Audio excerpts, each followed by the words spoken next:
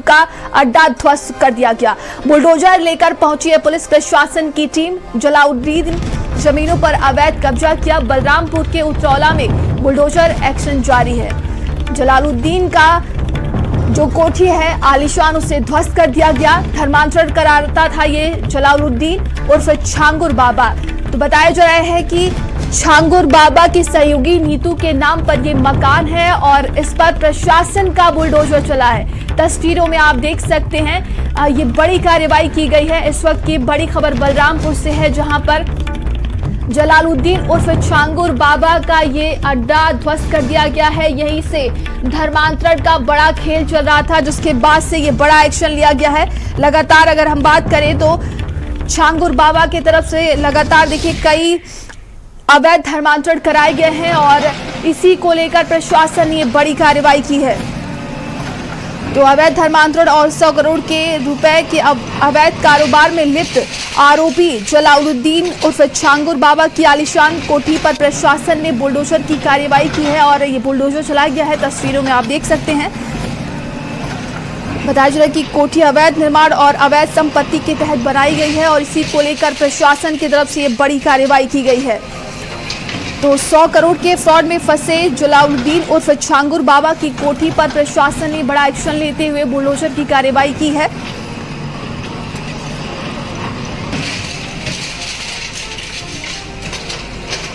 और ये तस्वीरों में आप देख सकते हैं छांगुर बाबा के आलीशान कोठी पर बुलडोजर चलाया गया है। एटीएस ने धर्मांतरण गैंग के सरगना जलालुद्दीन उर्फ छांगुर बाबा और उसकी महिला मित्र नसरीन को लखनऊ से गिरफ्तार किया है। ये बड़ी खबर देखिए सामने आ रही है। बताया जा रहा है कि 100 करोड़ रुपए का ट्रांजैक्शन हुआ था बैंक अकाउंट से और ये धर्मांतरण करवाता था अलग अलग जातियों की। अगर हिंदू समुदाय की हम बात करें तो जिस तरीके से लड़कियों को लेकर धर्मांतरण करवाता था, अलग अलग जातियों पर कई पैसे भी लगा रखे थे और उसी का लालच देता था। और ये बड़ी कार्रवाई देखने को मिल रही है। छांगुर बाबा का ये काला साम्राज्य जो है पूरी तरीके से ध्वस्त हो चुका है। तस्वीरों में आप देख सकते हैं प्रशासन मौके पर मौजूद रहा और ये बड़ा एक्शन लिया गया है।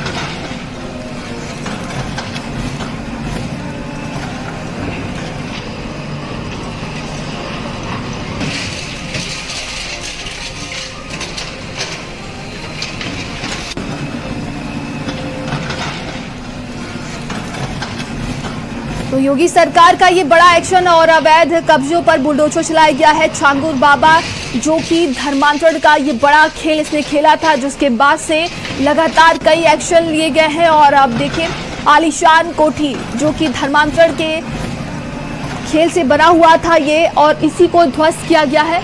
तस्वीरों में आप देख सकते हैं प्रशासन मौके पर मौजूद रहा है। तो छांगुर बाबा के अकाउंट से करीब 100 करोड़ रुपए का ट्रांजैक्शन हुआ। इसमें से 14 करोड़ रुपए फॉरेन फंडिंग से आए हैं। छांगुर के पास से जरे तैयबा किताब मिली है, जिसके जरिए लव जिहाद के लिए मुस्लिम युवकों और हिंदू युवतियों को प्रेरित करता था।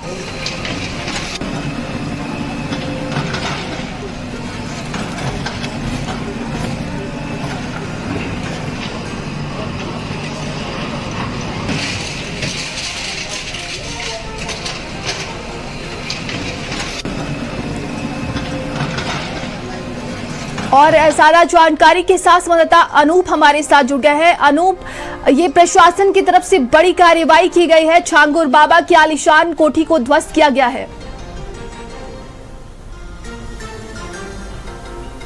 देखिए, बिल्कुल जिस तरह से छांगुर बाबा के खिलाफ जो है एटीएस काम कर रही थी और अवैध धर्मांतरण मामले में छांगुर बाबा और नीतू नसरीन के ऊपर शिकंजा कसा गया और ये 50,000 का इनामी जो अपने को जो है पीर बाबा ही बताता था छांगुर बाबा, इसको गिरफ्तार किया गया। इसकी जो अकूत संपत्ति है वो सामने आई। तकरीबन 40 ऐसे खाते हैं जहां पे 100 करोड़ की जो संपत्ति यानी जो रकम है वो ट्रांसफ़र की गई है। लिहाजा ये जो आज बलरामपुर में आप देख रहे हैं कि जो कार्रवाई की जा रही है, ये बताया जा रहा है कि जो नीतू नसरीन जो है उसकी ये प्रॉपर्टी थी जिस पर ये बाबा जो है वो कब्जा किए हुए बैठा था। लिहाजा ये अवैध जो संपत्ति है उसको ध्वस्त करने का काम जो है वो प्रशासन की तरफ से किया जा रहा है। आप देख सकते हैं कि किस तरह से बुलडोजर की जो कार्रवाई है वो वहाँ पर दिखाई दे रही है। दूसरी तरफ आप देखिए कि तमाम, क्योंकि ये माना जा रहा है, ये बताया गया है, एटीएस की जांच में भी सामने आया है कि ये जो झांगुर बाबा है वो स्थानीय लेवल पे लोगों को पैसे काफ़ी जो है बांटता था, लोगों की मदद करता था। लिहाजा वहाँ पे जो है स्थानीय जो लोग हैं वो कहीं ना कहीं इसके सपोर्ट में भी दिखाई दे रहे हैं। लेकिन ये एक संपत्ति नहीं है, अभी भी कई ऐसी संपत्ति हैं, क्योंकि महज आप समझिए कि एक बाबा के तौर पे ये जाना जाता था, एक प्रधान रहा है, उसके पास अचानक से अकूत संपत्ति आ गई। लग्जरी गाड़ियां हैं, बिल्डिंगें हैं, तमाम जो संपत्तियां हैं, खातों में पैसे जो है वो फंडिंग के जरिए आए हैं। तो लिहाजा सभी चीज़ों की जो एटीएस है वो अब जांच कर रही है। इसमें पूरी तरह से सरकार के आदेश पर जो प्रशासन है वो काम कर रहा है। और ये बड़ी कार्रवाई है जब झांगुर बाबा की अवैध संपत्ति पर प्रशासन का बुलडोजर जो है वो चलाया जा रहा है। अभी भी कई ऐसी संपत्तियां हैं जो पूरा सिंडिकेट है उसको कोई ध्वस्त करना है। तो लिहाजा एटीएस की टीमें लगातार इसमें कार्रवाई कर रही हैं। अब ये जो झांगुर बाबा है और नीतू नसीरी, इनको रिमांड पर जो एटीएस लेगी और इनसे पूछताछ करेगी कि ये जो पूरा सिंडिकेट है इसमें और कौन कौन लोग जुड़े हैं। क्योंकि इसका जो बेटा है महबूब है, इसके अलावा जो नवीन है, जो नीतू का पति है, वो पहले ही गिरफ्तार किए गए थे और इसके बाद जो इन दोनों की गिरफ्तारी की गई। सबसे खास बात ये भी है, कहीं ना कहीं आप समझिए कि 50,000 के इनामी झांगुर बाबा को जो है पूरी एजेंसियां तलाश रही थी। लेकिन ये जो है लखनऊ के विकास नगर इलाके में एक छोटे से होटल में जो है शरण लिए हुआ था। 16 अप्रैल को यहाँ पहुँचता है और यहाँ पर नीतू नसरीन के साथ जो है कमरा नंबर 102 में रुकता है।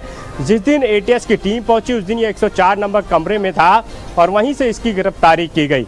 तो सबसे खास बात यह है कि आप समझिए राजधानी लखनऊ में जो है ये पीछे काफी समय से रुका हुआ था, लेकिन यहाँ की पुलिस और यहाँ की जो टीमें हैं उनको इसकी भनक नहीं थी। इसमें भी कहीं ना कहीं बड़ा सवाल उठता है कि आखिर कहाँ से जो है फेलियर प्रशासन साबित हुआ। हालांकि अब बड़ी कार्रवाई है क्योंकि झांगुर बाबा को गिरफ्तार भी किया गया और अब इसकी जो अकूत संपत्ति है उस पर जो बुलडोजर की कार्रवाई है वो की जा रही है। अभी भी तमाम अकाउंट जो है वो तलाशे जा रहे हैं। इसके अलावा जो पूरा सिंडिकेट है इसमें जो लोग जुड़े हुए हैं उनको जो है लगातार एटीएस की टीमें जो है वो तलाश कर रही हैं। ये माना जा रहा है कि इसमें अभी भी कई गिरफ्तारियां जो है वो की जाएंगी। इसके अलावा ये भी सबसे बड़ा सवाल है कि किन किन विदेशी कंट्रियों से जो पैसा है, फंडिंग जो है की रकम है वो जो है अवैध धर्मांतरण के लिए की गई। इसके अलावा किस तरह कैसे जो है जो रेड लिस्ट है वो बाकायदा सामने आई कि जो अपर कास्ट की जो लड़कियां हैं उनके लिए 12 से 16 लाख रुपए तय था कि आप इनको जो है मुस्लिम में कन्वर्ट कराइए तो आपको जो है 12 से 16 लाख रुपए दे जाएंगे। इसके अलावा जो निचले स्तर की जो कास्ट की लड़कियां हैं उनके लिए जो है 8 से 10 लाख रुपए तय थे। और इसके लिए बाकायदा अपने जो एजेंट है मुस्लिम लड़के यानी उनको जो है लगाया गया था। एक बड़ी फौज जो है वो तैयार की गई थी और जिनको इस बात की ट्रेनिंग दी गई थी कि आप हिंदू लड़कियों को चाहे प्रेम जाल में फंसाइए, चाहे उनको बरगलाइए, चाहे उनको लालच दीजिए, चाहे उनको धमकाइए, लेकिन उनका कन्वर्ट कराइए और उसके बाद जो है मोटी रकम जो है वो मुहैया कराई जाती थी। जिस तरह से 100 करोड़ की जो रकम है वो ट्रांसफर की गई है उसको लेकर के भी एटीएस की टीमें काम कर रही हैं कि आखिर ये जो रकम है वो कहां से जो है ट्रांसफर की गई है, किन किन के जरिए जो है पहुंचाई गई है। इसमें पाकिस्तान कनेक्शन भी देखा जा रहा है, उसकी भी पड़ताल की जा रही है क्योंकि ये माना जा रहा है कि ये जो झांगुर बाबा है वो उसके जो लिंक है वो पाकिस्तान में बैठे लोगों से भी है। दुबई में जो बैठे लोग जिस तरीके से आपने बताया कि विदेश से फंडिंग की गई है, 14 करोड़ रुपए का ट्रांजैक्शन सामने आ रहा है जो कि विदेश से आया है। और अगर आगे की बात की जाए, पुलिस प्रशासन की जांच पड़ताल कहां तक पहुंची है और इसका रैकेट कहां तक पहुंचा है, इसको लेकर कोई जानकारी? देखिए बिल्कुल है, क्योंकि झांगुर बाबा जो है जब उसकी ट्रैवलिंग हिस्ट्री जो है खंगाली गई है और नीतू नसीन और नवीन जो उसका पति है, इसके अलावा जिससे जुड़े और लोग हैं उनकी जो ट्रैवल हिस्ट्री खंगाली गई तो ये देखा गया कि ये लोग दुबई कई बार गए हैं। इसके अलावा अन्य जो कंट्री है वहाँ पर कई बार ये लोग गए हैं, वहाँ पर रुके भी हैं। इसके अलावा सबसे खास ये भी है कि नवीन और नीतू ये कई बार साथ तो गए हैं लेकिन जब वापसी किए हैं तो ये अलग अलग वापसी किए हैं।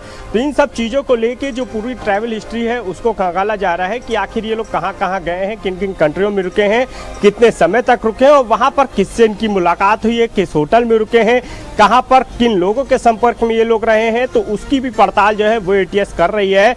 लिहाजा ये माना जा रहा है कि आने वाले समय में झांगुर बाबा से जुड़े जो तमाम लोग हैं उनकी भी भी गिरफ्तारी जो है की जा सकती है। और सबसे बड़ी बात यही है कि जो लड़कियां इनका शिकार हुई हैं, अवैध धर्मांतरण का जो सिंडिकेट जिसको ध्वस्त किया गया, उसमें जो शिकार बनी है उनकी भी तलाश की जा रही है, ताकि उनके बयान दर्ज कराए जा सके, उनकी तरफ से FIR जो है दर्ज कराई जा सके। क्योंकि ये पूरा मामला जब एसटीएफ और एटीएस के संज्ञान में आया था, उसके बाद सितंबर 2024 में इस पूरे मामले में मुकदमा दर्ज किया गया था। उसी के बाद से झांगुर बाबा जो है वो एटीएस की रडार पे था, क्योंकि अब जो है इसकी गिरफ्तारी की गई है। अब रिमांड पर लेने की तैयारी है कि झांगुर बाबा और नीतू को जो है रिमांड पे लिया जा सके। उसके बेटे और जो नवीन है उसको जो है जमालुद्दीन उर्फ उसको रिमांड पे लिया जाए, ताकि जो और चीजें हैं उसका खुलासा किया जा सके। तो ये माना जा रहा है कि एक बहुत बड़ा सिंडिकेट था जिसको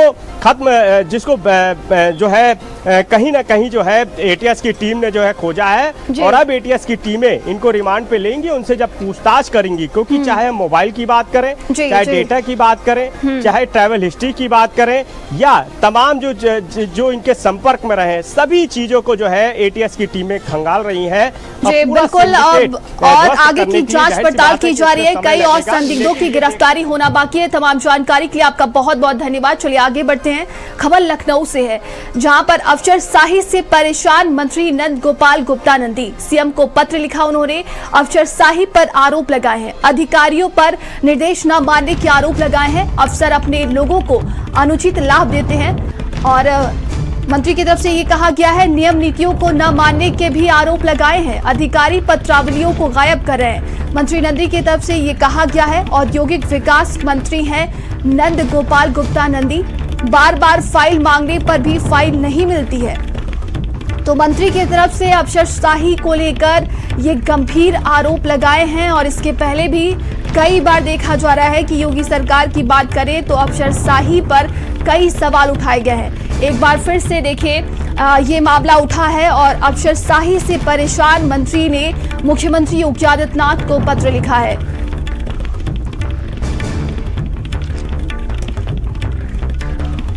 तो अधिकारियों पर निर्देश न मानने के आरोप लगाए हैं उन्होंने। अफसर अपने लोगों को अनुचित लाभ देते हैं। मंत्री की तरफ से ये कहा गया है नियम नीतियों को भी न मानने के भी आरोप लगाए गए हैं।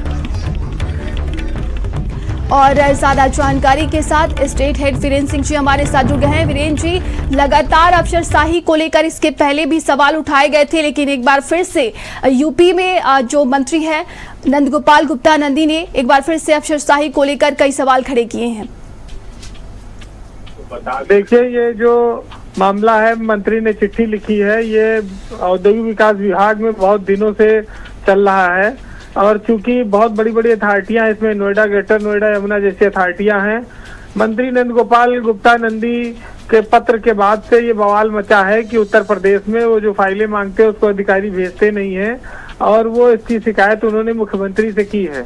लेकिन नंदी को लेकर जिस तरह से जानकारियां आती रहती हैं, ये एक तरह से कहा जाए अफसरों और मंत्री के बीच वर्चस्व की जंग है, और कौन कितना भारी पड़ता है किस पर, ये को लेकर इस पत्र में जो बिंदुओं का उल्लेख किया गया है, इसके पहले भी मंत्री नंदी द्वारा अथॉरिटियों में अफसरों को विस्तार देने से लेके बहुत सारे बिंदुओं पर ऐतराज जताया गया था, और तबादले को लेकर भी काफी विवाद आया था।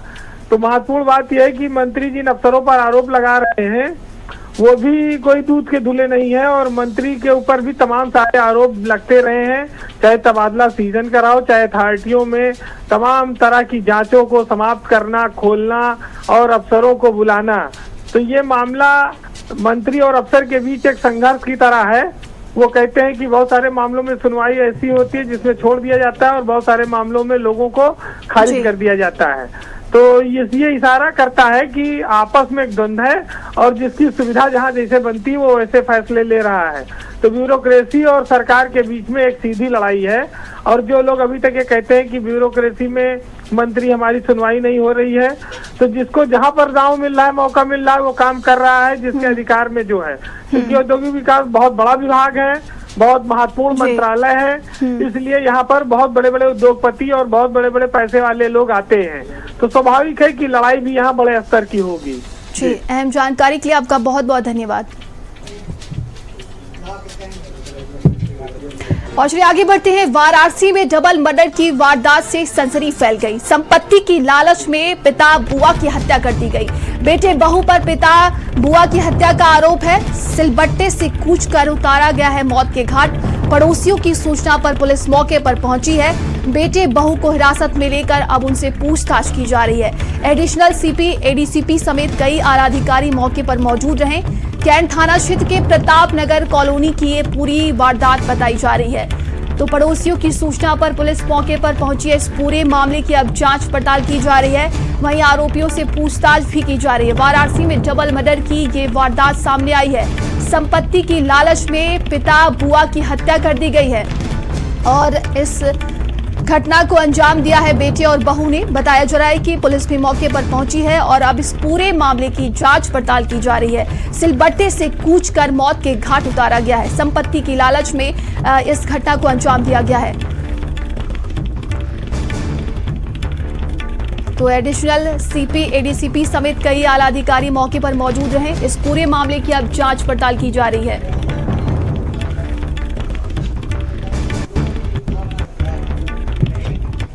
और अब खबर सहारनपुर से है, जहां पर किशोर की हत्या से इलाके में सनसनी फैल गई है। गला रेतकर हत्या की आशंका जताई गई है और शव पड़ा मिला है। ग्रामीणों ने लहूलुहान शव देख पुलिस को सूचना दी है। मौके पर पुलिस पहुंची है। इस पूरे मामले की अब जांच पड़ताल की जा रही है। थाना नकुर क्षेत्र के डालेवाला की ये पूरी वारदात बताई जा रही है। तो पुलिस मौके पर पहुंची है। इस पूरे मामले की अब जांच पड़ताल की जा रही है। किशोर की हत्या कर दी गई है। इस पूरे मामले की अब जांच पड़ताल की जा रही है।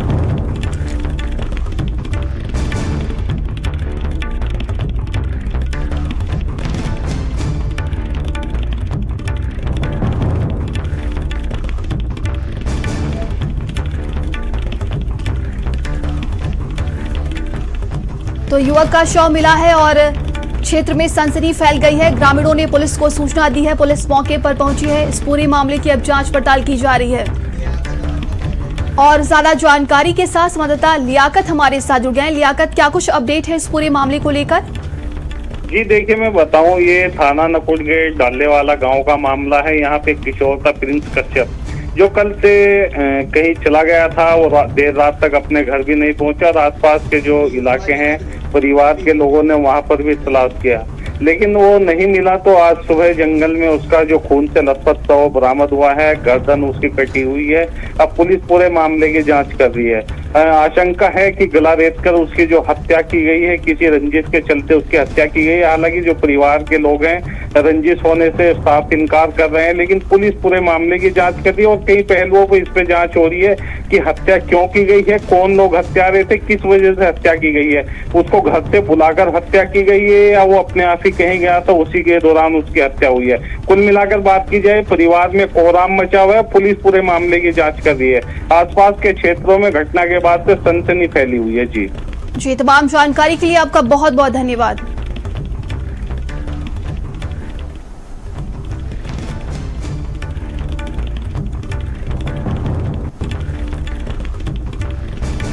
तो किशोर की हत्या कर आरोपी मौके से फरार हो लिए। इस पूरे मामले की अब जांच पड़ताल की जा रही है। चलिए आगे बढ़ते हैं। खबर आगरा से है, जहां पर हलवाई ने सुसाइड से पहले वीडियो बनाया था। ससुरालियों को मौत का जिम्मेदार ठहराया था। सास ससुर पत्नी कई के खिलाफ केस दर्ज हुआ है। गले में फंदा, आंख में आंसू लिए अपनी आप बीती सुनाई। शादी के 7 महीने में ही पत्नी से प्रताड़ित होकर उसने जान दी है। गौरव ने पत्नी के अवैध संबंध, प्रताड़ना का भी जिक्र किया है। थाना ट्रांस यमुना क्षेत्र का ये पूरा मामला बताया जा रहा है। तो शादी के 7 महीने में ही पत्नी से प्रताड़ित होकर जान दे दी है। खबर आगरा से है, जहां पर हलवाई ने सुसाइड से पहले वीडियो बनाया था। वालों से मेरा निवेदन है, मैं अपने ससुराल वालों से दुखी होकर, मेरे सास, मेरे ससुर, मेरी पत्नी, उसकी बहन, ताऊ की लड़की, उसका आदमी, उसका ताऊ की लड़की का ससुर, उसके ताऊ, अपने ससुराल वालों से दुखी हो गए, मैं सुसाइड करने लगा। मेरे मरने के बाद में मेरे घर का जो भी मेरे ऊपर कर्जा है वो उतार के बाकी का बचा हुआ मेरी बहनों को दूध दे, मेरी बीवी किसी और से लगी हुई है। मेरे ससुराल वाले झूठे आरोप लगा रहे हैं, मेरे को जेल भेजना चाह रहे हैं और रखना चाह रहे हैं गंदे में। सरकार से मेरी यही निवेदन है कि मेरे घर से, कि मेरी जायदाद से मेरी पत्नी को ना कुछ देखे, मेरा ये संतोलन किया जाए इस वालों से।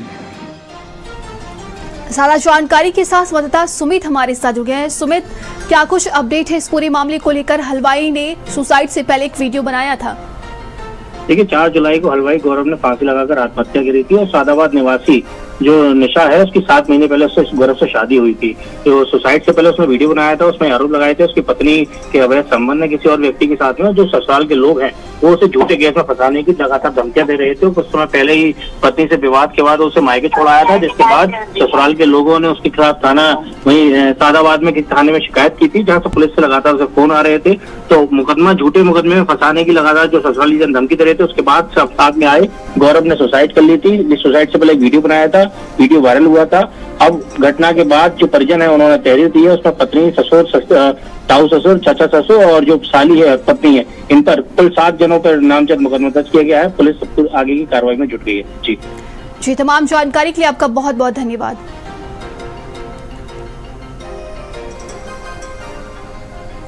और अब खबर ग्रेटर नोएडा से है, जहां पर पति पत्नी ने फंदे से लटक कर सुसाइड किया है। मौके पर पति की मौत हो गई है, पत्नी की हालत नाजुक बताई जा रही है। घर में ही फांसी के फंदे से लटक कर सुसाइड किया है। आत्महत्या करने का कारण स्पष्ट नहीं हो पाया है। 3 बच्चे और घरेलू विवाद में सुसाइड की आशंका जताई जा रही है। ग्रेटर नोएडा के बीटा 2 थाना क्षेत्र की ये पूरी घटना बताई जा रही है।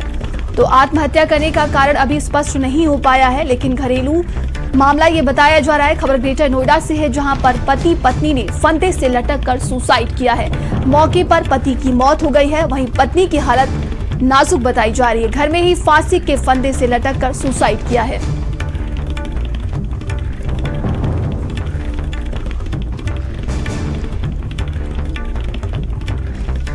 तो घर में ही फांसी के फंदे से लटक कर सुसाइड किया है। पत्नी की हालत नाजुक है, पति की मौके पर ही मौत हो गई है, लेकिन आत्महत्या किस वजह से की गई इसका पता नहीं चल पाया है।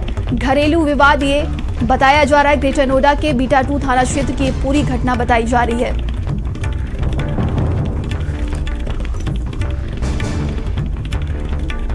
ज्यादा जानकारी के साथ संवाददाता दानिश हमारे साथ जुड़ गए हैं। दानिश, दंपत्ति ने फांसी लगाकर आत्महत्या की कोशिश की है, क्या कुछ अधिक जानकारी इसको लेकर?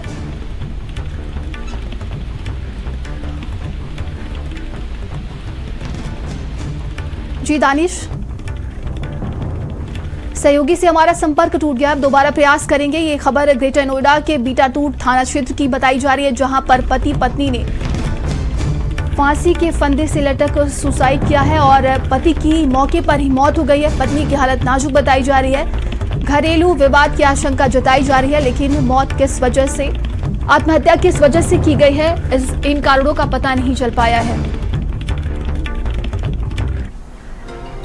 आगे बढ़ते हैं। झांसी के भोजला गांव में मानो चमत्कार हो गया है। 90 वर्षीय माया देवी, जिनकी मृत्यु की पुष्टि कर अंतिम संस्कार की तैयारी हो चुकी थी, अचानक फिर से सांस लेने लगी। 3 बेटों की मां माया देवी को मृत समझकर परिवार शोक में डूब गया था।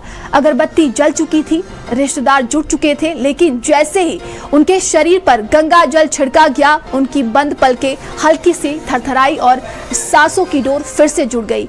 ये दृश्य देखकर हर कोई चौंक गया।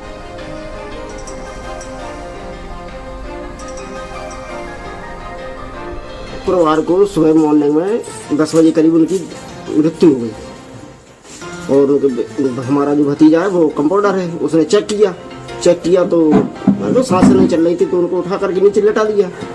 फिर उसके बाद में बिल्कुल खत्म हो गई थी। फिर उसके बाद में मान लो मेरे पास फोन पहुंचा, मेरे बेटे का कहला वो पापा दादी खत्म हो गई है। तो मैं ठीक है, मैं ड्यूटी से आता हूँ। बस 1:30-2 बजे फिर फोन आया, कहले पापा वो दादी जिंदा हो गई है। कैसे जिंदा हो गई? अपने आप वो गंगा जल छिड़का उन पे और बस। आगे बढ़ते हैं। वहीं ललितपुर से एक अजीबोगरीब लेकिन हैरान कर देने वाला मामला सामने आया है। यहाँ एक परिवार ने बड़े उम्मीदों से अपने बेटे की शादी कराई, लेकिन शादी के 1 महीने बाद ही दुल्हन सारे जेवर और नकदी लेकर फरार हो गई। वहीं अब पुलिस और डीएम से पीड़ित ने कार्रवाई की मांग की है।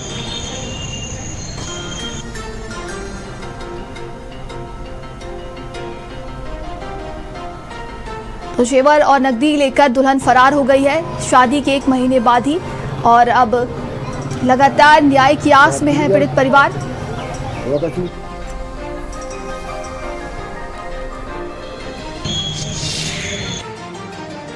मतलब वो बहू आई 400 मतलब 4 महीने 1 महीना रही है। इसके बाद में रात में 12-1-2 बजे उठ के चली गई, और हम सब काम करे 700 हम सो रहे, वो चली गई। और वो जो आरतिया जो ले आया था इन्हें पैसा हमने जमीन में पे पैसा दे दिए, तो वो परेशो लेके रात में चले गए। उसके यहाँ गए तो उसे मिला भी नहीं है। 2-3 वक्त है उसे देखा है, वो नहीं मिला। ललितपुर में एक बेबस पिता अधिकारियों की चौखट पर न्याय की गुहार लगाता हुआ फिर रहा है। पूरा मामला बाढ़ थाना क्षेत्र के टोरिया का है, जहां पर दलालों द्वारा 60,000 रुपए में एक महिला को खरीदा गया था। फिर अपने ही जो बुजुर्ग है उसने अपने छोटे पुत्र की शादी उन जो महिला है उससे मंदिर में कराई थी। तो वहीं 1 माह पूरा नहीं बीत पाया, वही लुटेरी दुल्हन जो बुजुर्ग की जमीन जो बेची थी उसका पैसा और सोने चांदी की जेवर लेकर फरार हो गई है। तो वहीं अब जो बुजुर्ग है वह अपने पुत्र के साथ अधिकारियों की चौखट पर न्याय के लिए घूम रहा है, और वही कार्रवाई की बात के लिए अधिकारियों की चक्कर लगा रहा है। तो वहीं बाढ़ थाना पुलिस ने अभी तक जो दलाल हैं और जो लुटेरी दुल्हन है उसको नहीं खोज पाया, और ना ही अभी तक जो दलाल किस्म के लोग हैं जो महिलाओं को बेचने का काम करते हैं उन पर किसी प्रकार की कोई कार्रवाई की है। ललितपुर से भारत समाचार के लिए संजीव नामू। खबर शामली से है, जहां पर अफसरों के सामने भिड़े 2 पक्ष। मारपीट से भगदड़ मच गई। राशन कालाबाजारी के चावल पकड़ने के लिए ये टीम पहुंची हुई थी। अफसरों की टीम ने मौके से भागकर अपनी जान बचाई है। पथराव मारपीट बवाल में आधा दर्जन लोग घायल हो गए हैं। सभी घायलों को पुलिस ने अस्पताल में भर्ती कराया है। नायब तहसीलदार खाद्य विभाग की टीम भी मौके पर पहुंची हुई थी। कांदा थाना क्षेत्र के मलकपुर गाँव की ये पूरी घटना बताई जा रही है।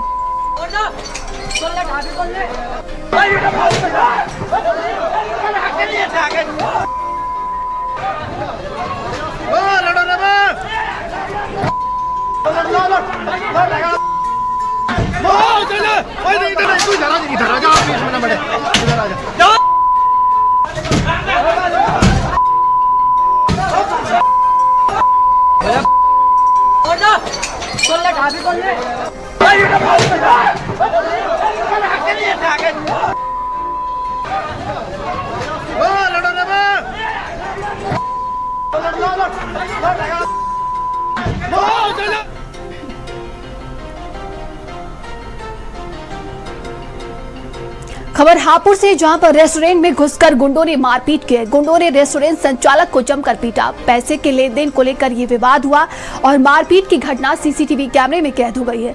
नगर कोतवाली क्षेत्र के बीबीए कैफे रेस्टोरेंट का ये पूरा मामला है, जहां पर पैसे के लेन देन को लेकर जमकर मारपीट हुई है। तस्वीरों में आप देख सकते हैं। बताया जा रहा है कि गुंडों ने रेस्टोरेंट संचालक को जमकर पीटा है और पैसे का ये लेन देन को लेकर विवाद हुआ, जिसके बाद से जमकर पिटाई की गई है और ये पूरी घटना सीसीटीवी कैमरे में कैद हो गई है।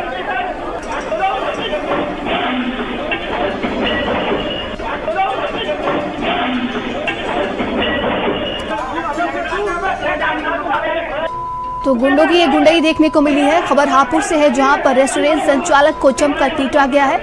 पैसे के लेन देन को लेकर विवाद हुआ और विवाद इतना बढ़ गया कि गुंडों ने संचालक को पीटा है।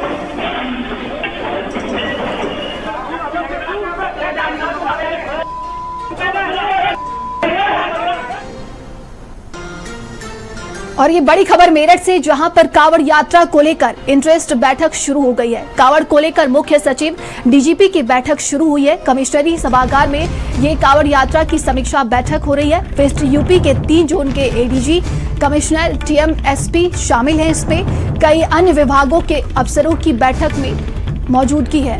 तो कांवड़ यात्रा को लेकर ये बड़ी बैठक की जा रही है। इंटरेस्ट बैठक शुरू हो गई है। खबर मेरठ से सामने आ रही है। आपको बता दें कि 11 जुलाई से पवित्र माह सावन की शुरुआत हो रही है। ऐसे में प्रशासन पूरी तरीके से इस बार सख्त है। किसी भी कांवड़ियों को कोई दिक्कत या परेशानी ना हो, इसको लेकर आज बड़ी बैठक की जा रही है। और ज्यादा जानकारी के साथ संवाददाता नरेंद्र हमारे साथ जुड़ गए। नरेंद्र, इंटरेस्ट बैठक की शुरुआत हो चुकी है और कई अफसर इसमें मौजूद हैं।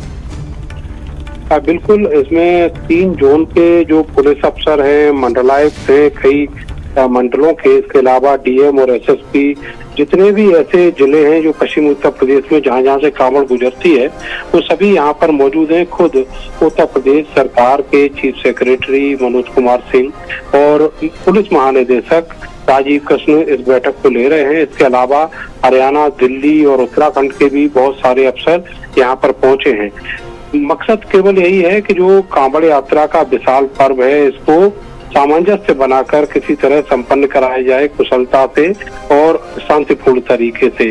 और इसको लेकर आज जितनी भी तैयारियां पिछले 2 महीने से चल रही थी, उसकी समीक्षा होगी। इसके अलावा अधिकारियों की ओर से ये भी दिशा निर्देश दिया जाएगा कि आगे और क्या क्या बदलाव और जो नई चीजें हैं वो इम्प्लीमेंट की जानी है। खास तौर से सुरक्षा और निगरानी को लेकर बहुत ज्यादा ध्यान दिया जा रहा है। इसके अलावा जो कांवड़ मार्ग है, उस मार्ग में जितने भी खाने पीने की दुकानें हैं, उनको फूड सेफ्टी ने अपने अपने लाइसेंस बांटे हैं, उनको लेकर भी बहुत ज्यादा प्रशासन और पुलिस के लोग सजग हैं।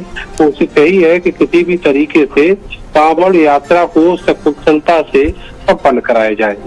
जी, तमाम जानकारी के लिए आपका बहुत बहुत धन्यवाद। तो कई अन्य विभागों के अफसर भी इस बैठक में मौजूद हैं और ये बैठक शुरू हो चुकी है। वेस्ट यूपी के 3 जोन के एडीजी, कमिश्नर, टीएम, एसपी भी शामिल हैं। आपको बता दें कि कांवड़ यात्रा को लेकर अब तक ये सबसे बड़ी बैठक मानी जा रही है और तमाम तरह के निर्देश दिए जाएंगे। मुख्यमंत्री योगी आदित्यनाथ भी कांवड़ यात्रा को लेकर तमाम निर्देश दे चुके हैं। खबर बलिया से है, जहां पर पुलिस महिला को जबरदस्ती थाने लेकर आई है। महिला को थाने पर लाकर पीटने का आरोप है। बलिया पुलिस का अमानवीय चेहरा सामने आया है। दरोगा मौके पर मौजूद कांस्टेबलों ने पीटा है। महिला की तरफ से ये कहा गया है थाने में भद्दी भद्दी गालियां भी दी गई हैं। दूसरे पक्ष से पैसा लेकर पुलिस पर पीटने का ये आरोप लगा है। बलिया के सुखपुरा थाने का ये पूरा मामला है, जहां पर महिला ने गंभीर आरोप लगाए हैं। तो पुलिस का ये अमानवीय चेहरा सामने आया है। बताया जा रहा है कि महिला को जबरदस्ती थाने में लाकर उसके साथ मारपीट की गई है, उसकी जमकर पिटाई की गई है।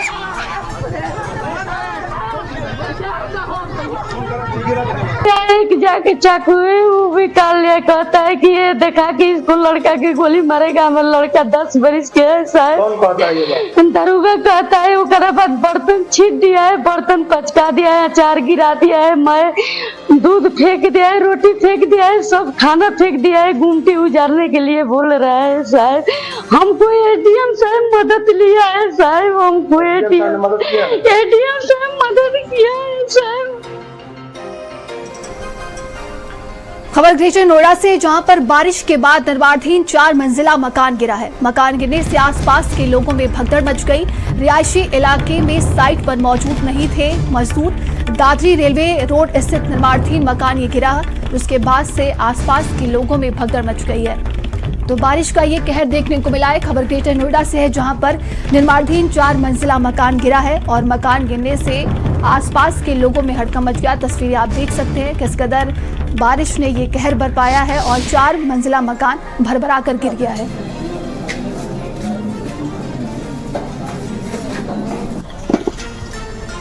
दादरी रेलवे रोड स्थित निर्माणाधीन मकान ये गिर गया है बारिश की वजह से। और ज्यादा जानकारी के साथ संवाददाता दानिश हमारे साथ जुड़ गए हैं। दानिश, क्या कुछ अपडेट है इस पूरे मामले को लेकर?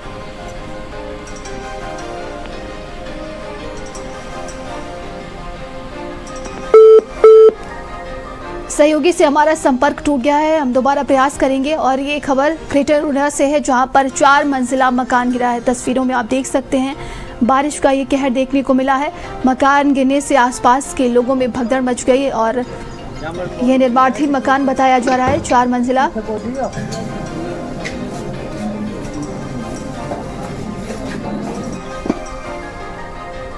चलिए आगे बढ़ते हैं। अदानी पावर लिमिटेड ने 4000 करोड़ रुपए में नागपुर के बिजली plant Vidarbha industries power limited को खरीद लिया है। ये प्लांट मेगावाट बिजली बनाता है, बताया जा रहा है कि और कोयले से चलता है। ये कंपनी दिवालिया हो गई थी, लेकिन अब अडानी पावर ने इसे खरीद कर दोबारा शुरू किया है। अब अडानी पावर की कुल बिजली बनाने की ताकत 18,150 मेगावाट हो गई है। कंपनी और भी नए पावर प्लांट बना रही है और 2030 तक 30,670 मेगावाट तक पहुंचने का लक्ष्य रखा गया है। अडानी पावर के सीईओ एसपी खगालिया ने कहा है कि ये सौदा उनके लिए बहुत खास और इससे देश को और सस्ती और भरोसेमंद बिजली देने में मदद मिलेगी। अडानी पावर अब देश की सबसे बड़ी निजी बिजली बनाने वाली कंपनी बनती जा रही है।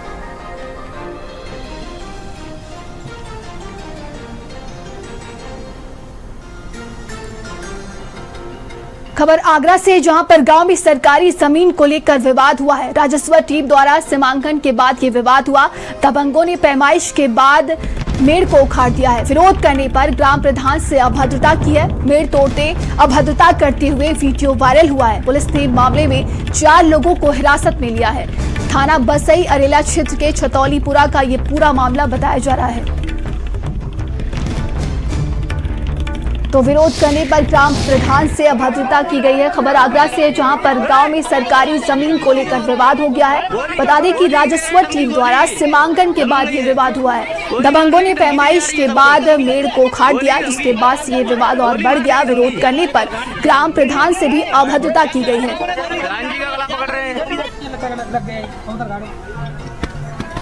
लेखपाल साहब ने गड़वाए लट्ठे। खबर महोबा से है, जहां पर जमीनी विवाद को लेकर परिवार में मारपीट का मामला सामने आया। परिवार के 2 पक्षों में जमकर लाठी डंडे चले हैं। मारपीट में महिला, पुरुष और बच्चे भी शामिल हैं। चरखारी कोतवाली क्षेत्र के सोहराय का ये पूरा मामला है, जहां पर जमीनी विवाद को लेकर 2 पक्ष आपस में भिड़ गए और जमकर मारपीट हुई है। तस्वीरों में आप देख सकते हैं किस कदर एक दूसरे पर लाठियां बरसाते हुए लोग नजर आ रहे हैं।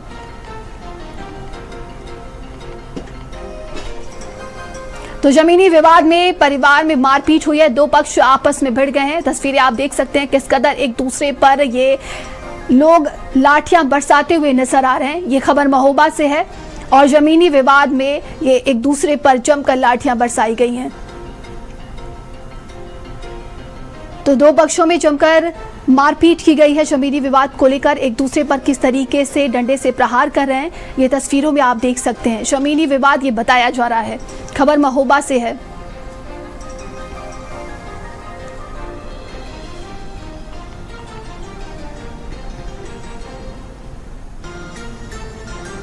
और ये बड़ी खबर लखनऊ से, जहां पर मुख्यमंत्री योगी आदित्यनाथ ने एक्स पर लिखा, सरकार बहन बेटियों की सुरक्षा के प्रति प्रतिबद्ध है। मुख्यमंत्री योगी आदित्यनाथ की तरफ से ये लिखा गया है, जलालुद्दीन की गतिविधियां राष्ट्र विरोधी हैं, उसकी गतिविधियां समाज और राष्ट्र विरोधी हैं।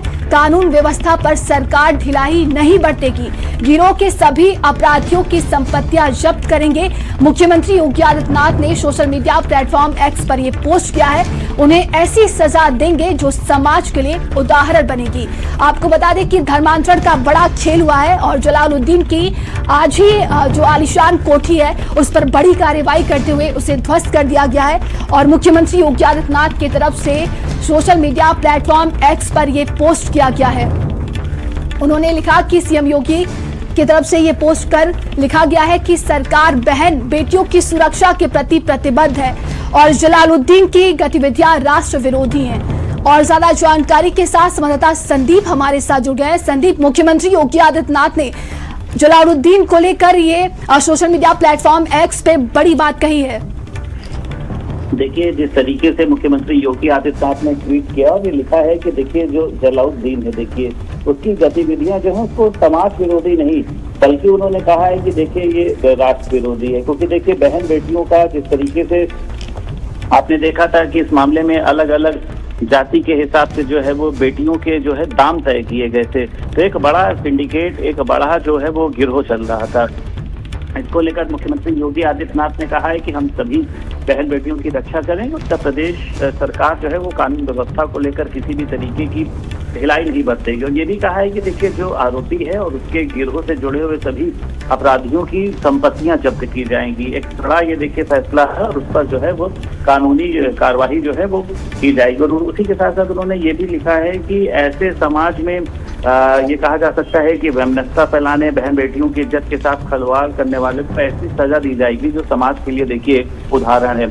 बलरामपुर में आपने देखा कि किस तरीके से देखिए झांगुर की जो है वो आलिशान कोठी को किस तरीके से जमींदोज किया जा रहा है। मतलब एक संदेश देने का प्रयास है कि अगर कोई भी बहन बेटियों को छेड़ेगा या फिर उनको धर्मांतरण के माध्यम से कहीं और ले जाएगा, उनके रेट तय करेगा, तो इसमें उत्तर प्रदेश की योगी सरकार सख्त है और ऐसे लोगों के खिलाफ कड़ी कार्रवाई करने की तैयारी में है। जी, तमाम जानकारी के लिए आपका बहुत बहुत धन्यवाद। मुख्यमंत्री योगी आदित्यनाथ ने एक्स पर ये लिखा है और इसी को लेकर देखिए कहा जा रहा है कि ऐसी सजा दी जाएगी जो समाज में उदाहरण बनेगी। खबरों का सिलसिला लगातार जारी है, रुकते हैं एक ब्रेक के लिए, बने रहिए भारत समाचार के साथ।